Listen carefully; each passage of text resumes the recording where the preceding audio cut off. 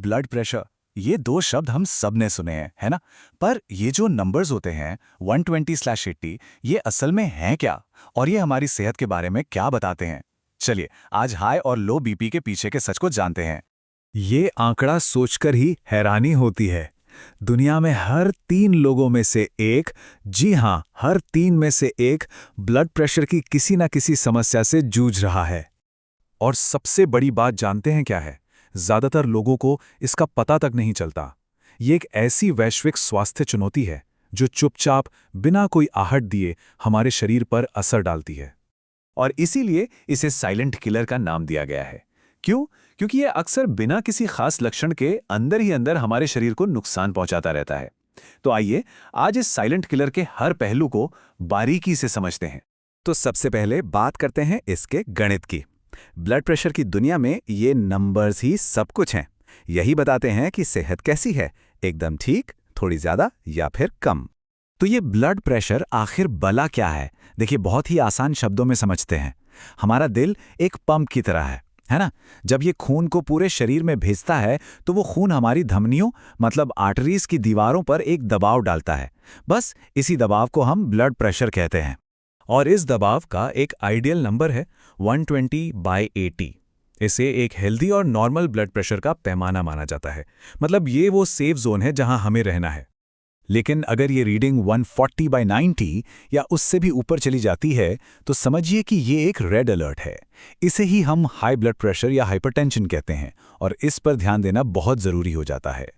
और इसका ठीक उल्टा भी होता है।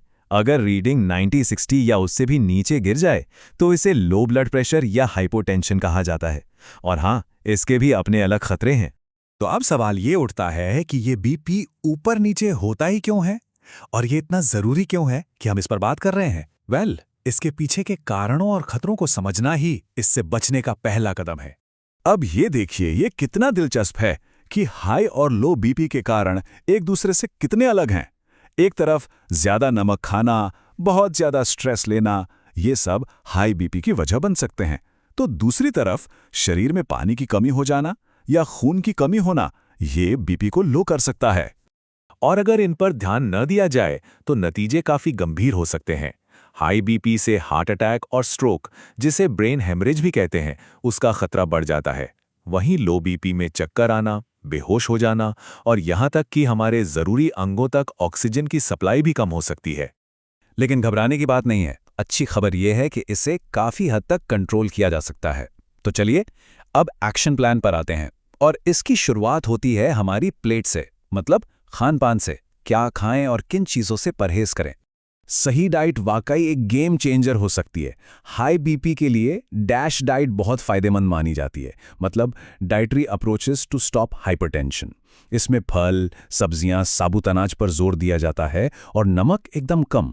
समझिए, दिन का बस एक छोटा चम्मच। केला और पालक जैसी पोटेशियम वाली चीज़ें ज़रूर खाएं, क्योंकि पोटेशियम शरीर में सोडियम के असर को बैलेंस करता है। और अगर बीपी लो है तो मामला उल्टा है। तब पर्याप्त नमक और पानी लेना बहुत ज़रूरी है। और कभी एकदम से बीपी लो लगे तो 1 कप कॉफ़ी या थोड़ी सी डार्क चॉकलेट तुरंत राहत दे सकती है।